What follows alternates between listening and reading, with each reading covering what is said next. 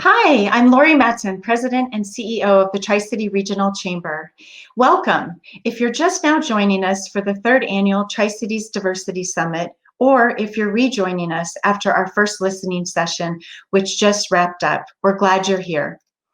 Much thought and planning have gone into this three-day summit, which features 5 listening sessions intended to create open, meaningful dialogue about issues that affect business and residents in our region. Before we begin, allow me to thank Battelle, the premier sponsor of the Diversity Summit.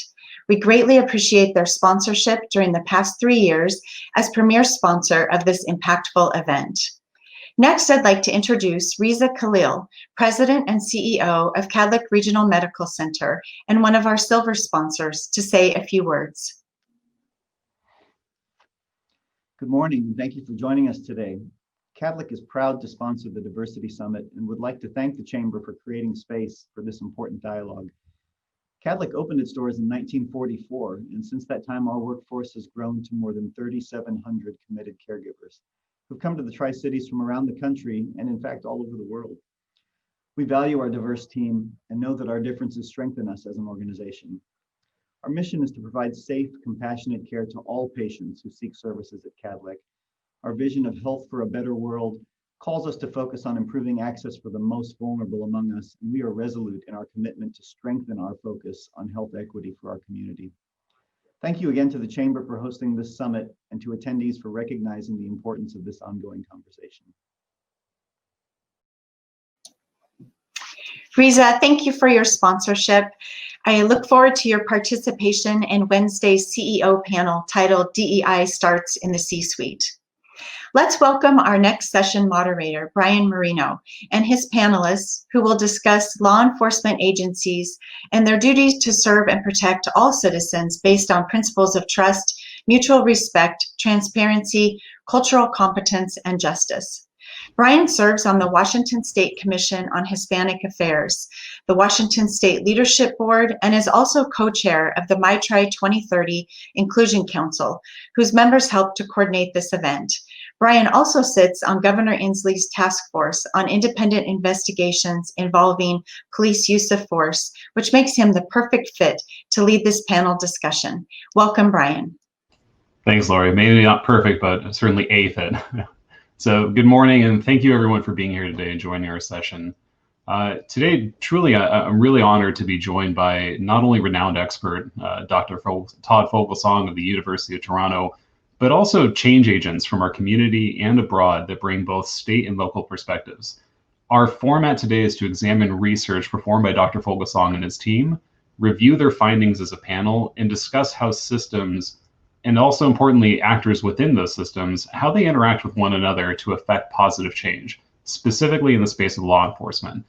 We will also do our best to save time at the end for questions, so please use the Q&A feature to submit yours, and we'll answer as many as possible. To that end, it's my pleasure to introduce Dr. Todd Foglesong. Thank you. Hello, everyone.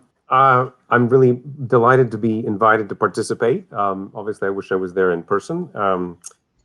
I've been reading links to local media news stories about developments, recent events in Pasco, Kennewick, Richland, that Brian and Elizabeth Holt sent to me.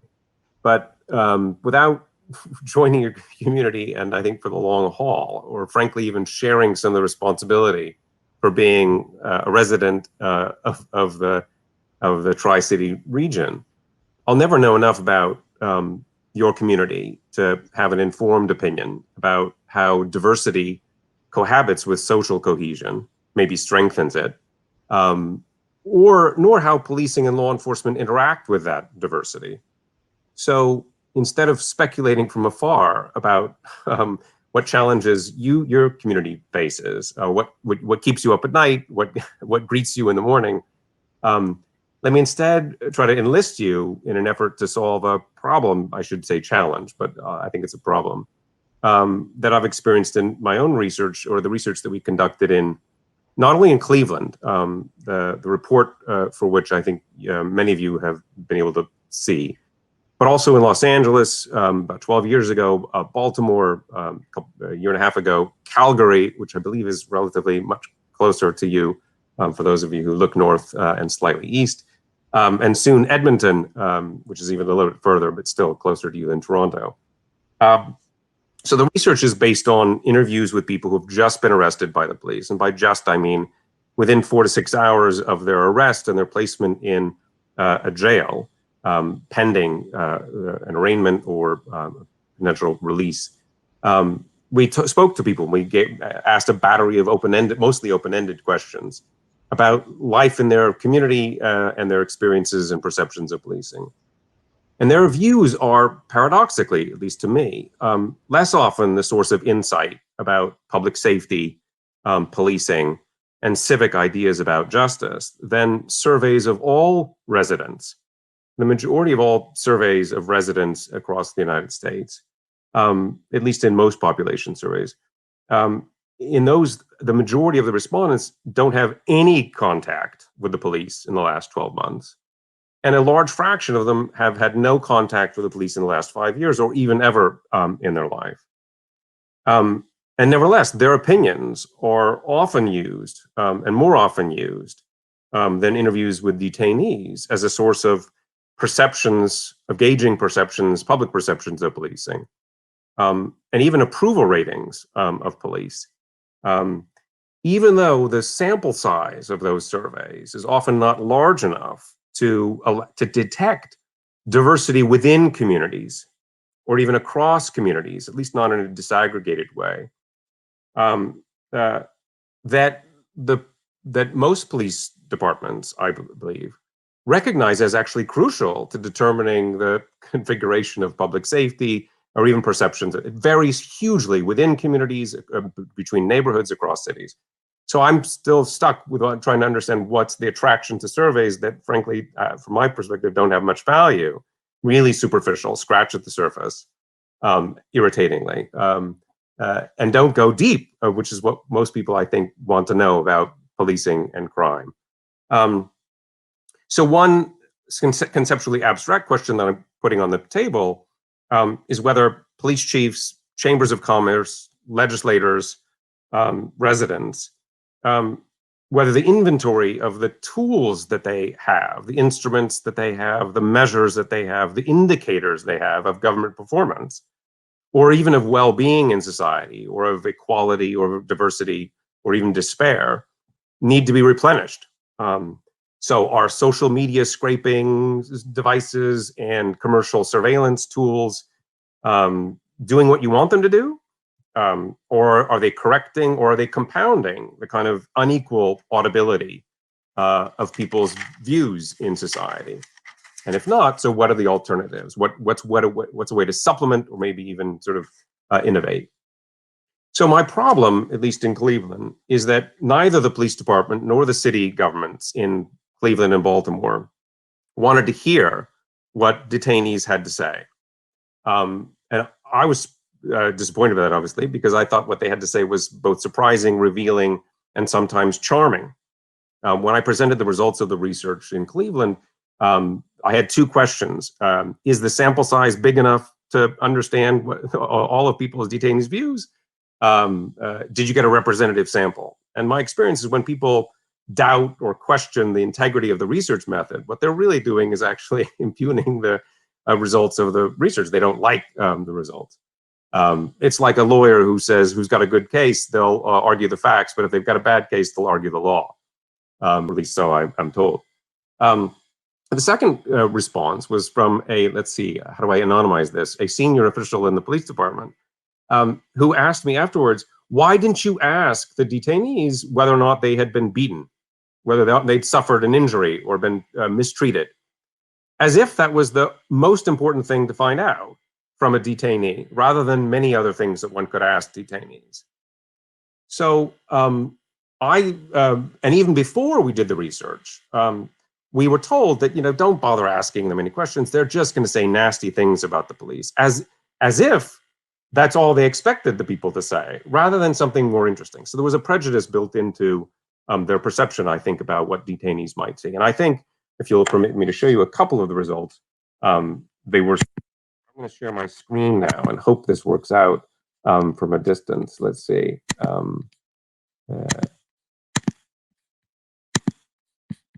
And I'm going to I can't see anybody now on my screen. So I'm going to ask Brian if you can see the screen.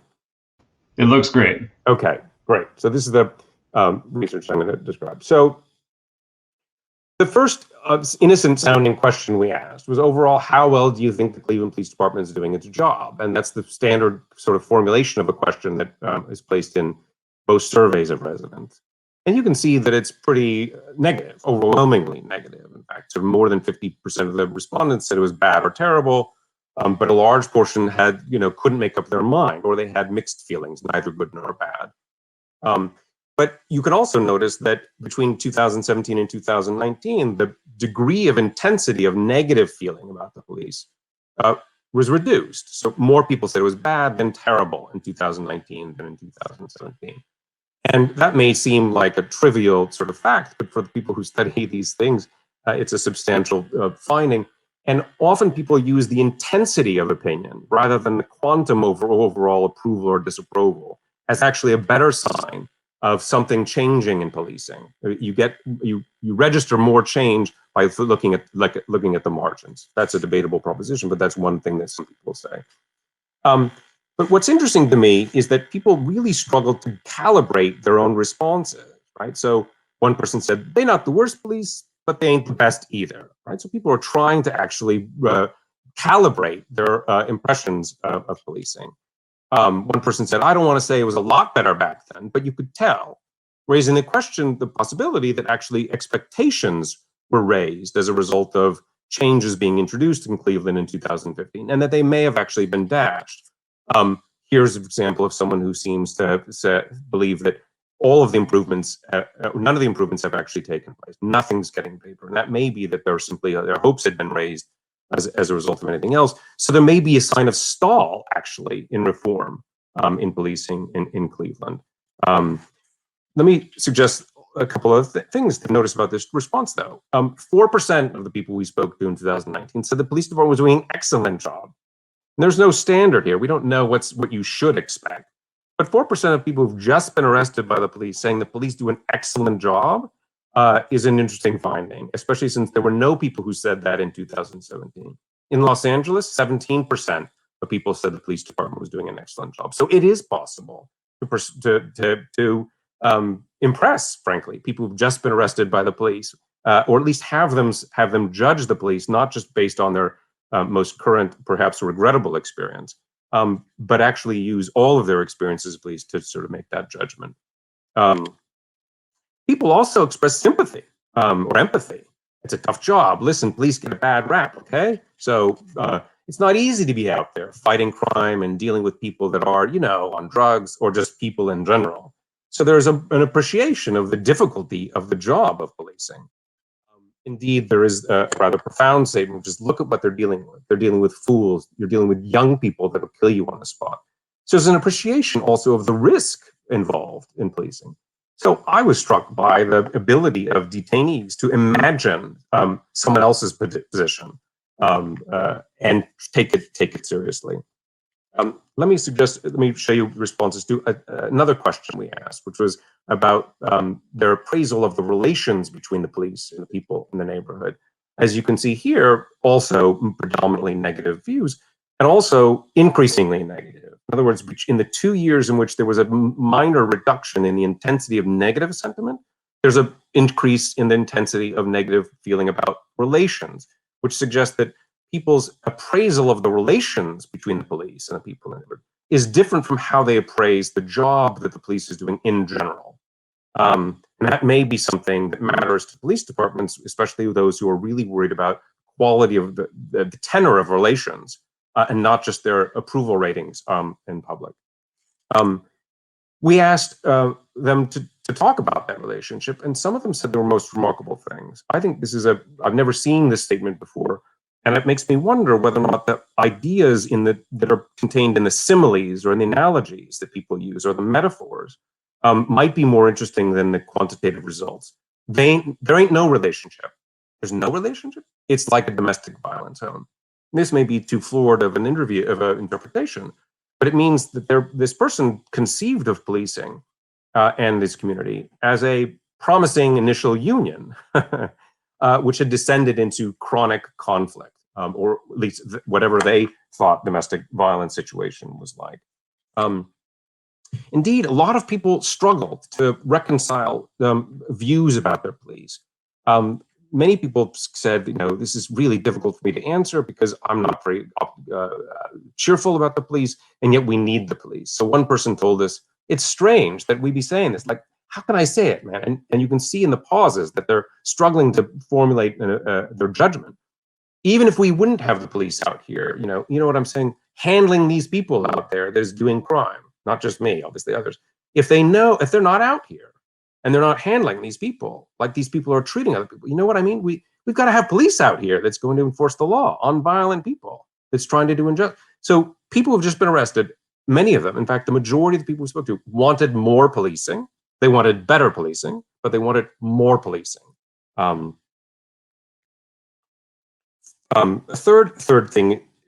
Third interesting source of observation, I think, is the invocation of the good cop, bad cop trope.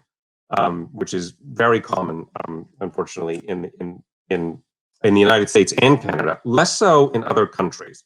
Almost all explanations of virtue and vice in policing rely on notions about individual deviance or individual misbehavior, whether it's popular explanations of crime, sort of monsters, bad individuals, or whether it's the good apple, bad apple sort of trope about a profession or a community. One of the persons told us, we don't play good cop in my community anymore. We don't play bad cop anymore. No one wants to play the good cop anymore. As if that trope is actually no longer going to work because they're not seeing examples of enough examples of good cops. One person said something unusually creative, who said, "Not all men ain't good, but one bad apple won't spoil a whole bunch." Now, I'm old enough to remember the Osmonds, but I didn't get that musical reference. Maybe some of the people on the call will. And then finally, you have another person who said, "You got that with people. Some people are not kind." I won't read that out loud. You can see it, but that's not cops, but any profession. You got doctors, you got lawyers, you got judges, you got family members, you got so-called friends. Right. So many people are stuck in the idea that individuals, but they're actually not just treating police as having that quandary of having some good, some not so good. The most creative riff on this trope came from a kid who insisted, no, we mostly see bad cops, but there's not all bad cops out there. It's just that we always see the bad ones. So we think all cops are bad. So we asked them, well, where are the good ones? Oh, they're in the mix, he said. But if you're not seeing them, where are they? Well, they're in the mix. They're like little chocolate chips in a cookie. Another trope in saying I've never heard before, but it's affectionate. So I hope you notice that. I hope you notice that sentiment behind some of these statements. And then finally, although there's other questions that we asked, one of the most interesting questions we asked was what they would do if they were chief of police. We tried to put people in the position of imagining having the responsibility of being a police chief. And here again, you see people who are capable of thinking about what it must be like to try to be a chief of police. I hope Ken Roske is paying attention. You'd have to be superhuman.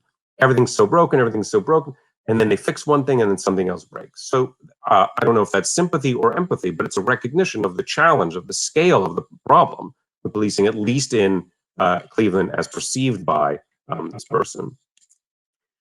One 21-year-old, I won't reveal his identity, said the most remarkable thing. He said, wait, he was imagining this scenario very seriously. He says, wait, would the people around me be my friends, or would they be the friends of the former chief? Because if I was going to have to do the right thing, some feelings would get hurt. So this person may be just reasoning based on his own experience, recognizing that he's got constraints in his friendships. What to do the right thing means that some people are going to be unhappy. But he's also imagining that that's actually the same situation for the chief of police, which suggests that people are thinking that maybe even have their own theories of policing. And then finally, you have a person who said, well, I'd fire all the cops, fire all of them, all. Well, we asked, wait a second, you'd fire all of them? And then what we would do? Well, I'd hire a new cadre. recruit of officers, and I would change the training system. Well, who would you recruit? Well, people who I know care about the community. So they would be from those communities, or yeah, they'd have to be in fact from that community so they can understand more about situations. So many of these ideas about fixing policing actually come from the idea about personnel, but they also don't imagine superhumans. They're actually imagining ordinary people doing the job, and they're imagining it in moral terms. People who understand, who are from the community, who are like us.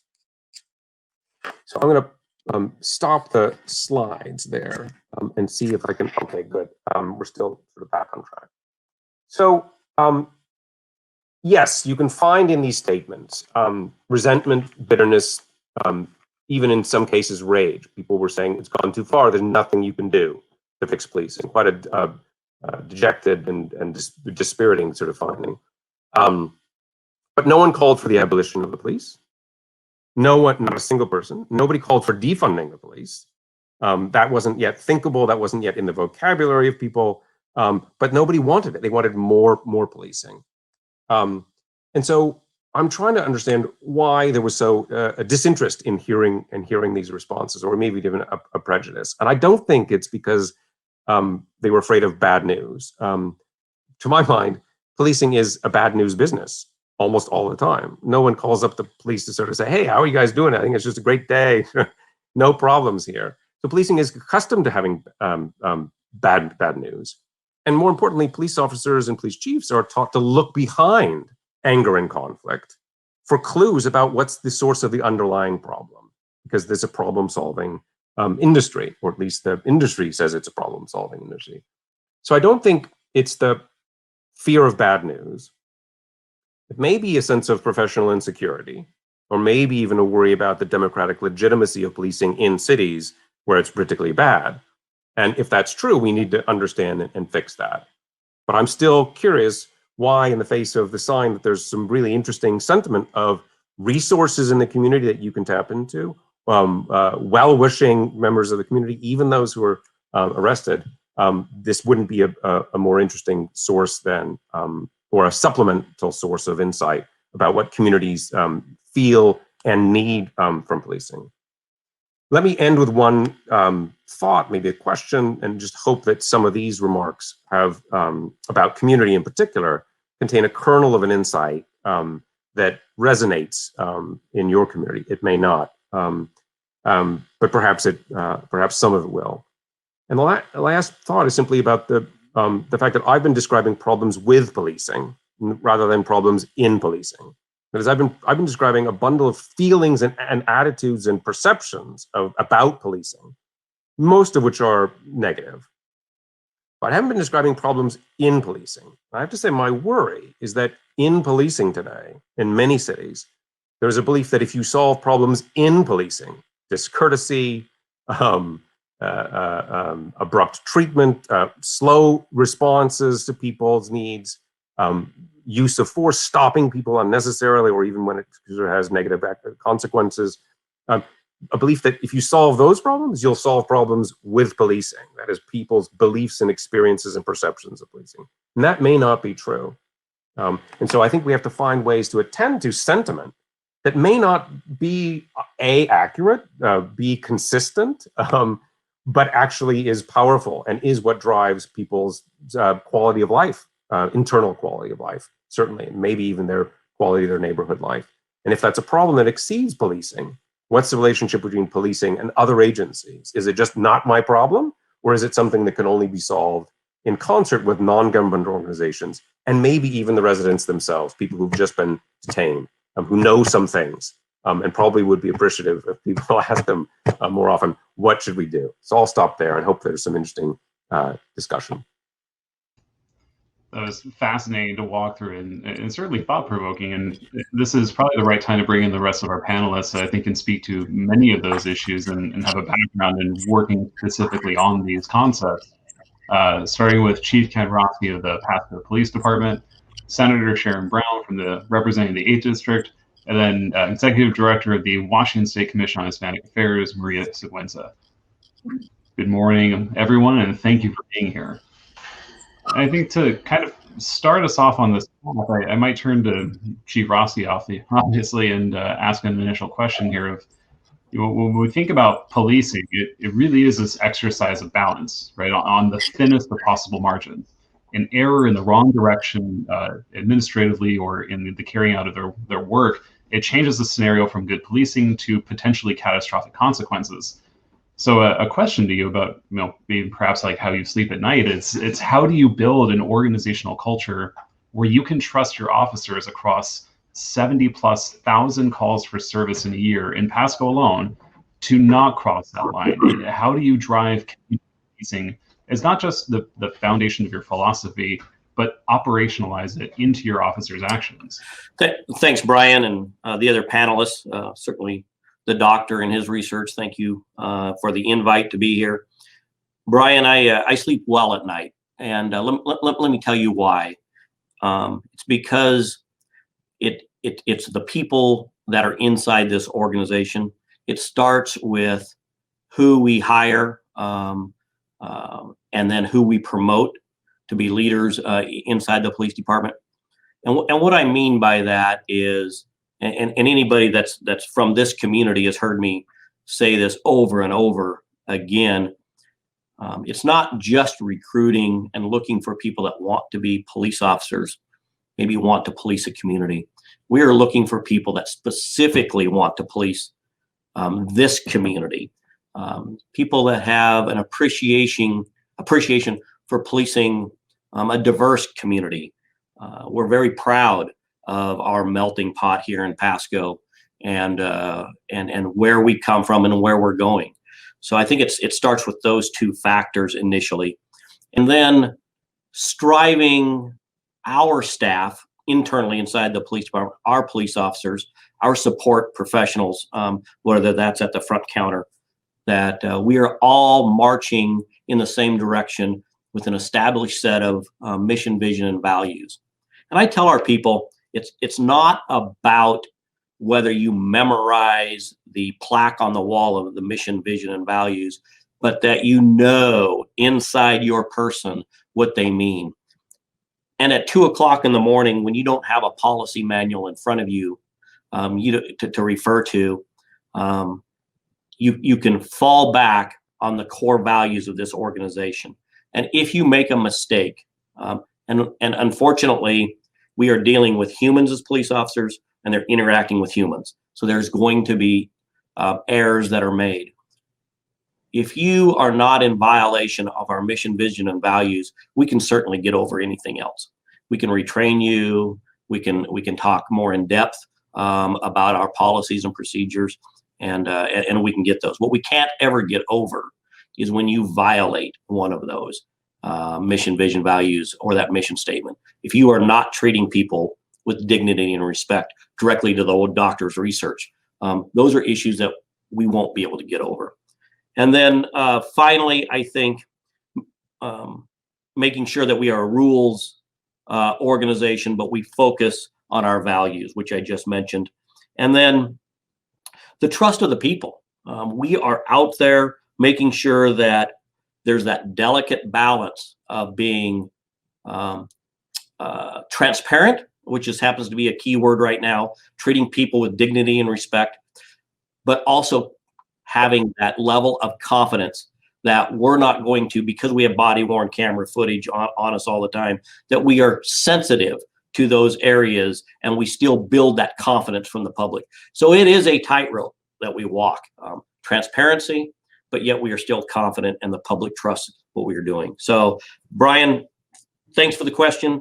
I sleep well at night. It's because of the people that we have inside the organization. Not perfect. We hold them accountable when they make mistakes. We're fair in how we do that. And we understand it's the human element dealing with the human element. I appreciate that. And I think, Todd, you raised something at the end there that had me thinking about, the inventory of resources, how we engage with these systems, because it's something we've talked about in terms of the task force, the centralization of power, right? We have the ability to call our local police chief and have that conversation. But when we're talking about issues that are more broad and more complex, it does become this question of, well, how do I engage? How do I participate? And I think I would turn to Senator Brown and Madam Sigüenza about how have you seen community members explore these issues, become active and engaged, and set themselves up for success, given that, working within the wheels of government can be quite daunting, and these are very complicated issues. What in your experience has been successful for others to partner on an issue such as this? Well, Brian, thank you so much for asking me that question, because as I took notes when I read Dr. Foglesong's report, that was one of the things that I picked up on page 5. Some of the comments were judicial system is confusing and the system is biased against them. And that really struck a chord with me, because in Olympia, we most recently worked with a group of that came from Asian Pacific countries and had some issues with former spouses at JBLM, which is Joint Base Fort Lewis McChord. And most of these were domestic situations. And the women felt like the system was particularly biased against them, and they really didn't understand or comprehend what was going on. And long story short, a lot of them lost custody of their children, or even the ability to be able to visit with their children, simply because there was this barrier between them and the system. And fortunately, we had some high-level individuals in the Seattle area get involved with this group who knew and were educated to come and approach us in the legislature. And so, again, dialing back to that report on page 5, it struck me particularly hard that there is this barrier and people don't know. So we really need to work incredibly hard to educate people that there are these other avenues where they can come and inquire. So it's that communication. And at page 47, one of the comments in the report was better communication. And that, to me, as a legislator, how do I push that out to my constituents? That I'm available to have a community roundtable. I'm available to have conversations. Now it's COVID, so not in my office, but we can do it much like we're doing here.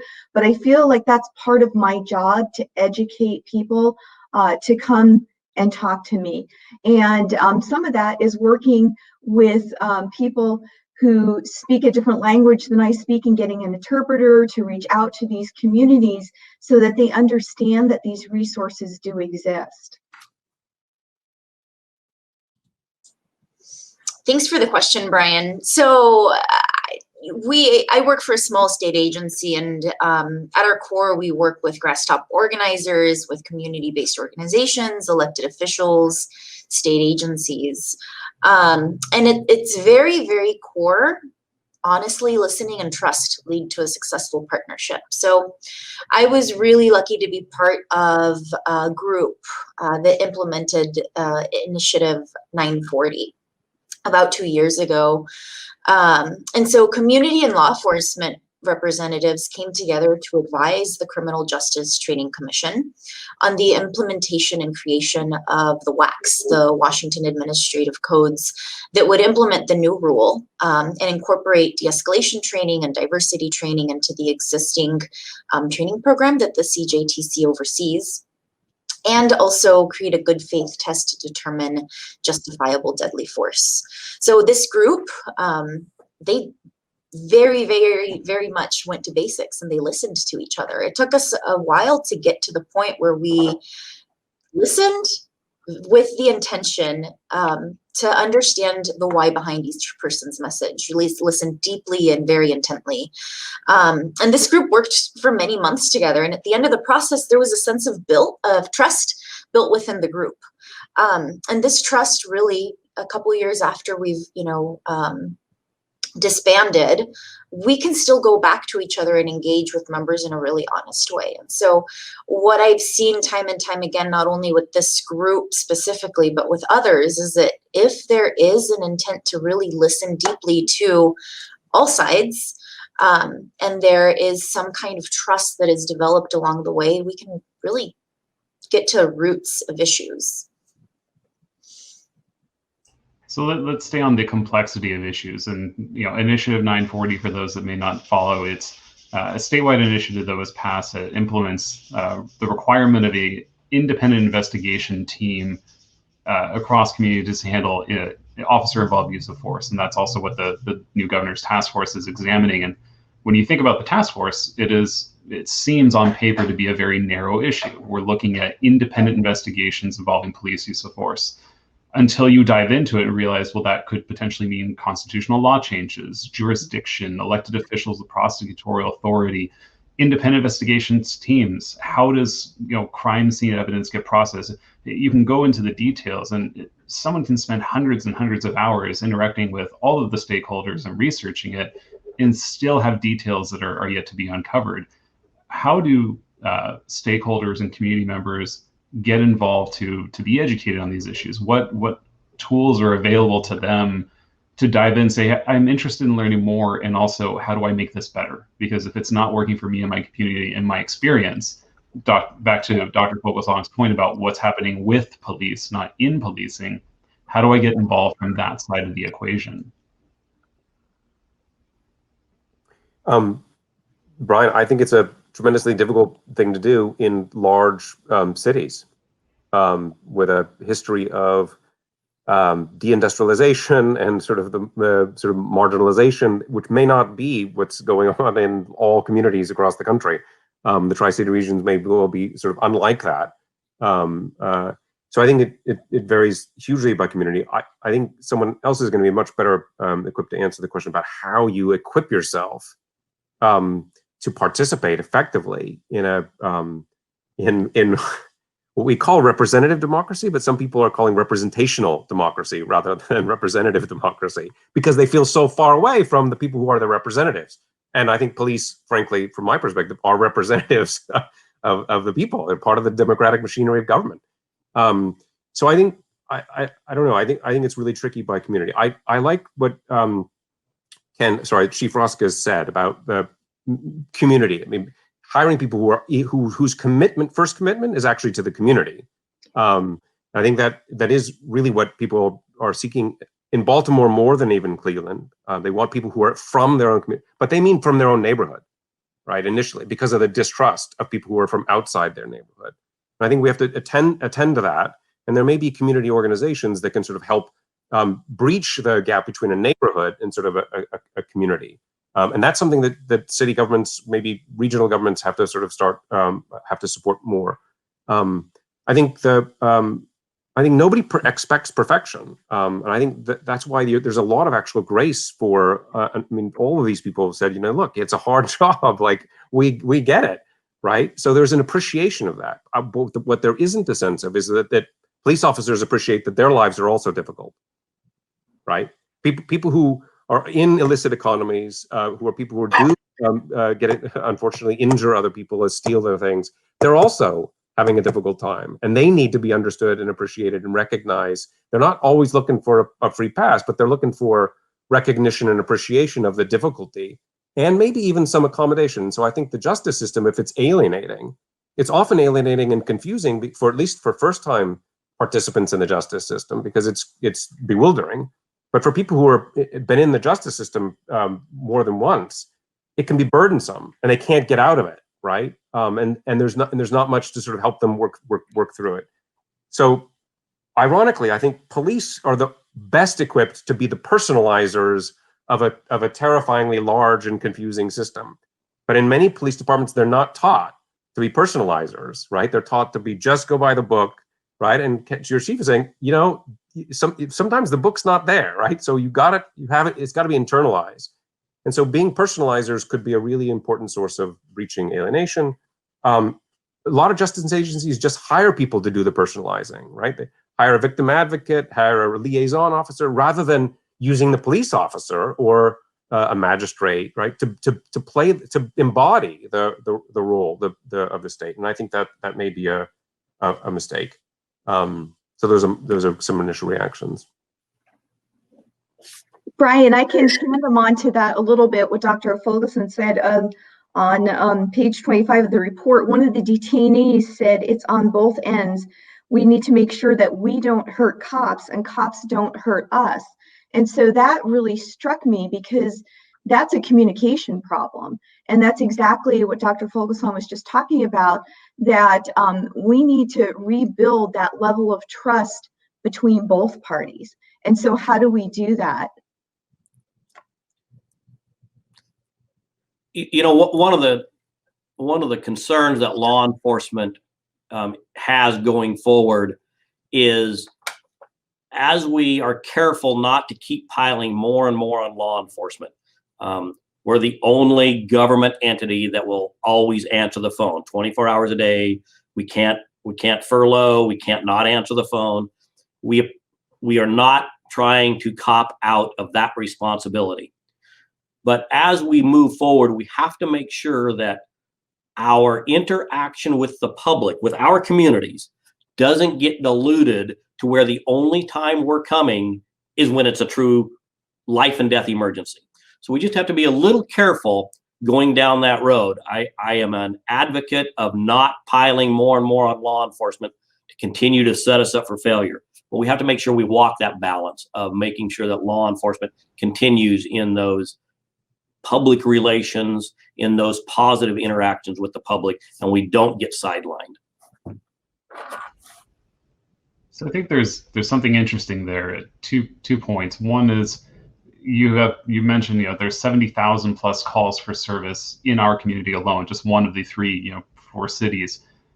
That's a lot of opportunities to have a positive interaction with somebody. And, you know, the one personal experience that was very illuminating was from a ride along with Pasco PD, where we stopped with somebody, spent about 30 minutes on a call that was completely outside of their scope, had nothing to do with police whatsoever. When he returned and explained the situation, his mindset was, I need that to build that trust with that person, because I don't know when I'm going to need that equity. You know, I don't need when I need to support that person. I don't know when I need to build that relationship in the community. That's why it's so important that even though this isn't my quote job, this is my responsibility and what I owe. And I think that is kind of a broader question of how do we scale that mindset.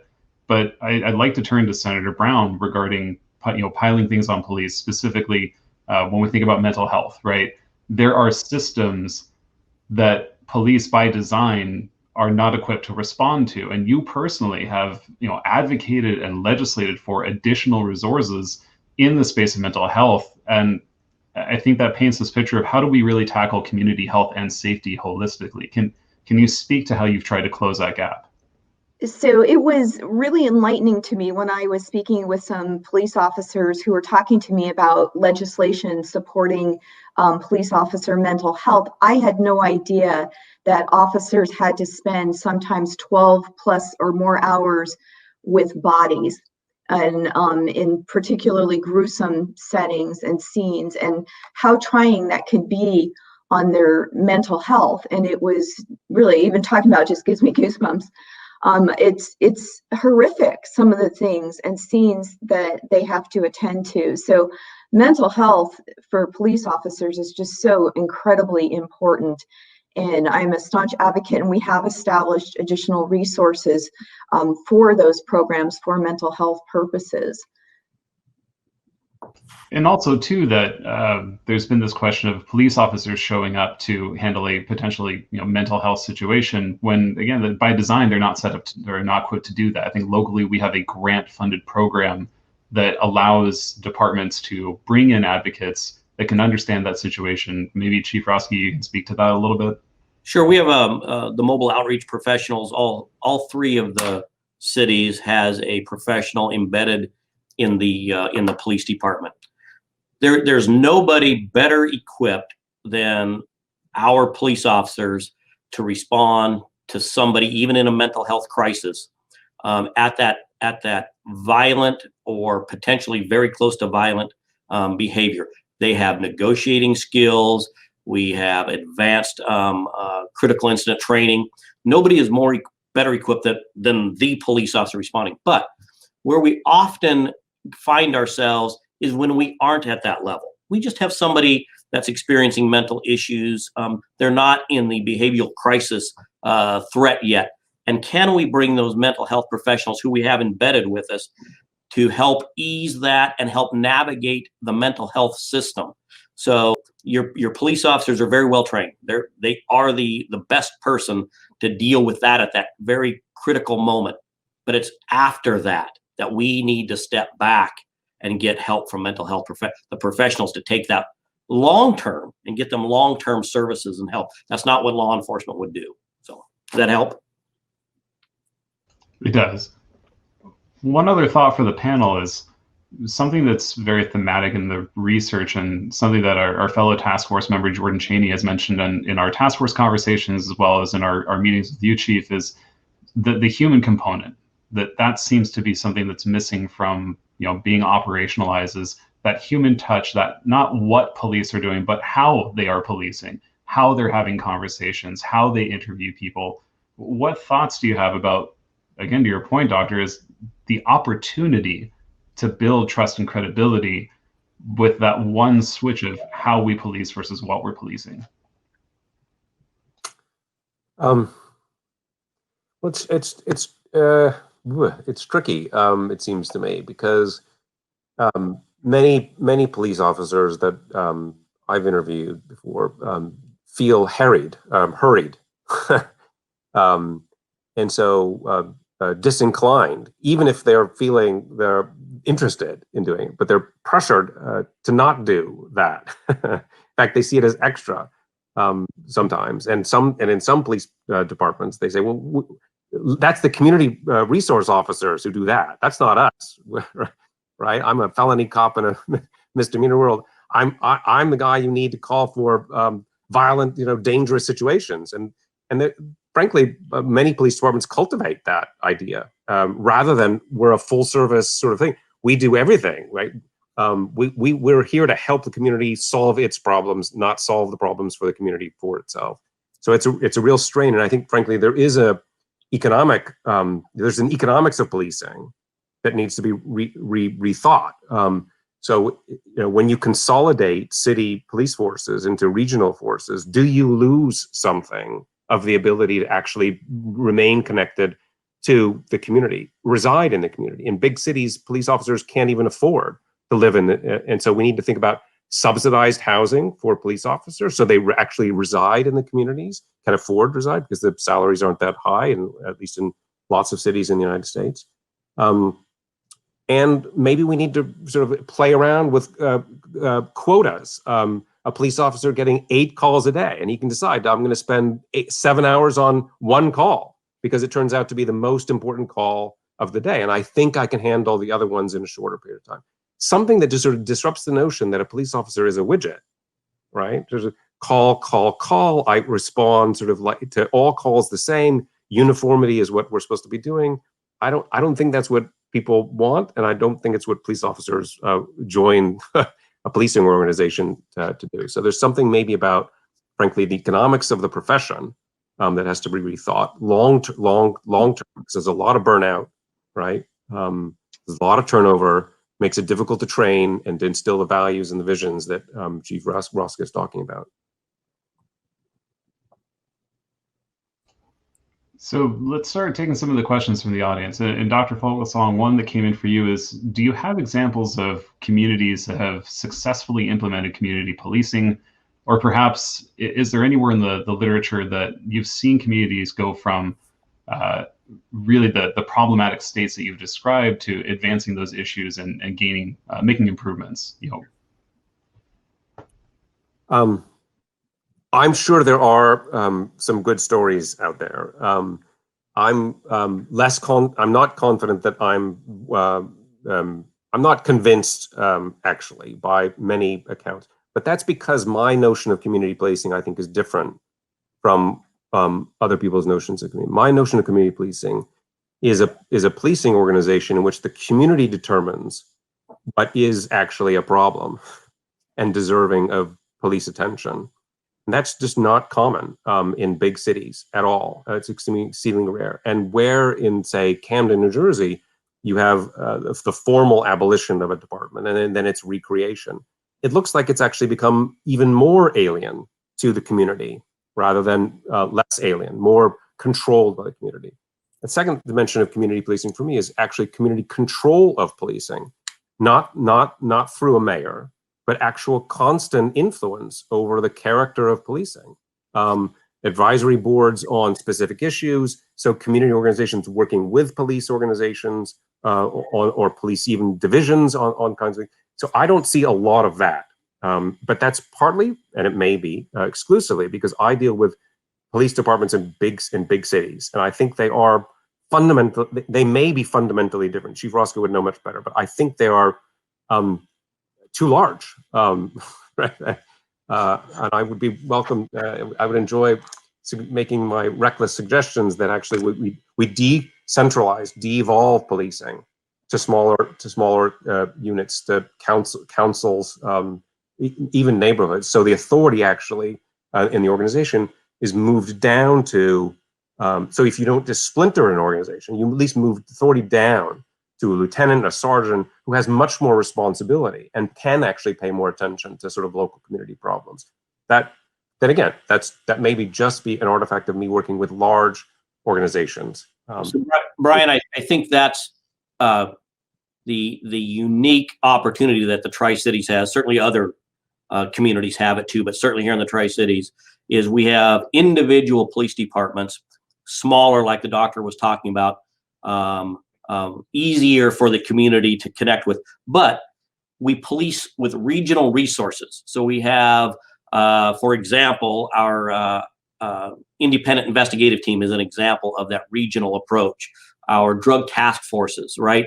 SWAT teams. So we pool our resources regionally, but we police in that smaller local area.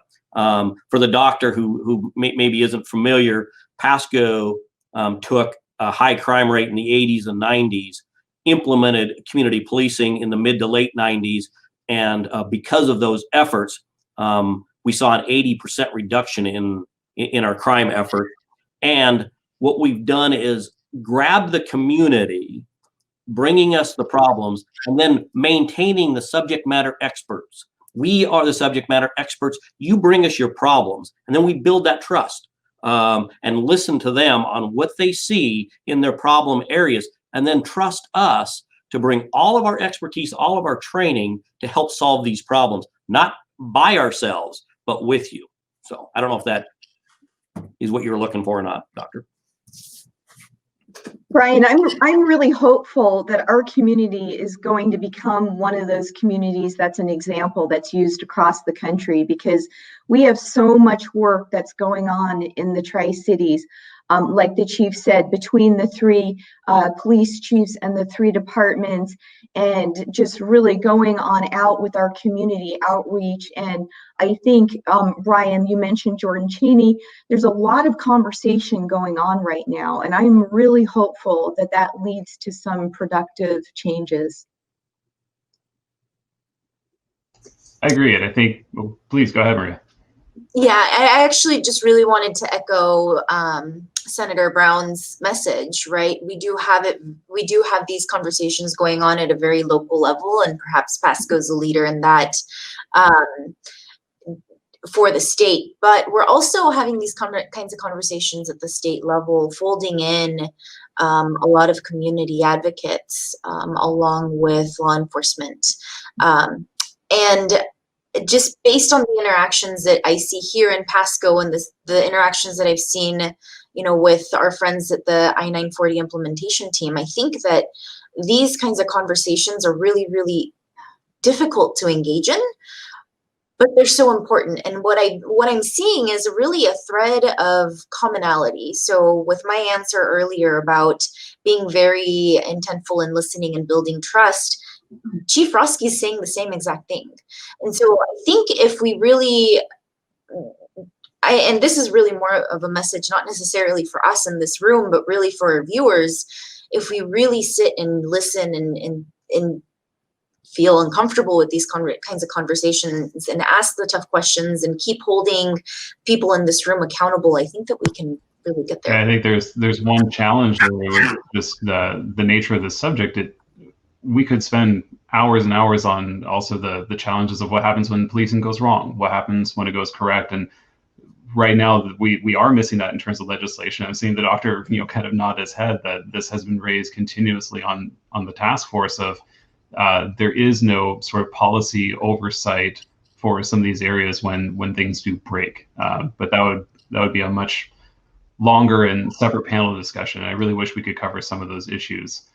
With our last sort of few minutes remaining, I might just open it up and ask, are there any other thoughts you have that you'd like to close with, or a call to action of how we do get involved? Because we need more voices in these rooms and in these discussions. We only have one police department today. We have 4, along with the 2 sheriff's departments. We could be having a multitude of conversations broadly to talk about the issues that community sees and the community wants change in. What thoughts do you have as we close this conversation? Well, I guess what I'm going to ask, or maybe throw out there, is as we come out of the COVID restrictions, I know the senator mentioned that our interaction ability is a little bit hampered. As we come out of that, we need people, we need our communities, wherever you are in the Tri-Cities, if you're in Pasco, to stay engaged with us. Attend our citizens academies, attend our coffee with the cops, be part of those block watches, be part of those groups, those discussion groups, to help guide us. We are out there trying to listen. Absent COVID, as we come out of that, we are trying to listen, and we need you showing up and telling us what we need. We'll bring you the expert advice back, but you need to tell us, help guide us. We are as transparent as we can be. We want you to tell us when we make mistakes. I think every department around here has a robust system for collecting complaints. I tell people that you can complain on any police officer, any of my staff, anytime. You can write it on a napkin and hand it to me or hand it to another police officer, and that complaint's going to be thoroughly investigated and looked at. What I have found in most of those is it's a miscommunication. People don't understand. Hence the reason I mentioned you need to be engaged with us so we can help explain our processes and help drive those neighborhood problem solving efforts. So that's my stab at it. Brian, I'm going to reiterate what Chief said, because I think he said it so very well. That engagement, the community engagement, approaching us, his officers are more than willing, as are KPD and Pasco, to sit down and have conversations. And I think that is just so critically important, that we need the community to stay engaged. Don't quit on us.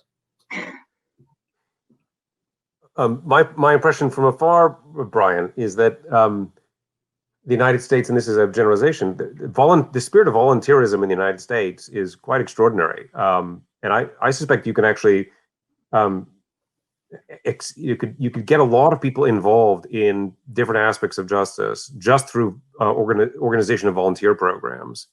That is a way of learning about the justice system too, and sort of being able to being even if, for your own purposes, but also being communicated for people in your family and your extended family about how the justice system operates. As a bit of a plug, you could imagine a volunteer group doing interviews with people who've just been arrested in any place. 10 interviews a month. What are we hearing? Are we hearing things that are different? Are there concerns in that neighborhood that are unattended to about crime, right, and insecurity, not just sort of about policing? So that these things actually are all virtually free sources of insight and circulation of new ideas within policing. I guess the second thing I'll just say is about complaints. I really like what the chief was saying.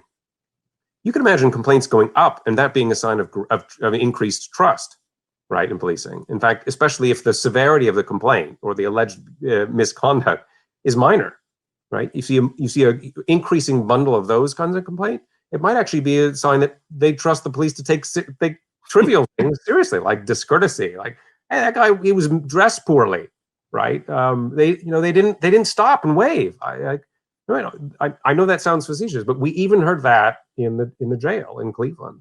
And so misgivings about policing can be the source of actually a lot of replenishing if they're attended to.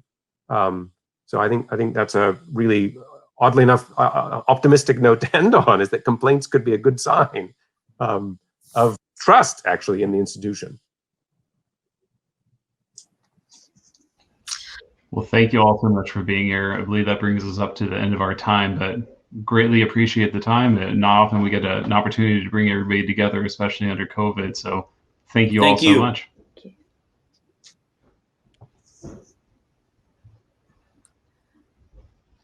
Oh, I think, Lori, we got you on mute.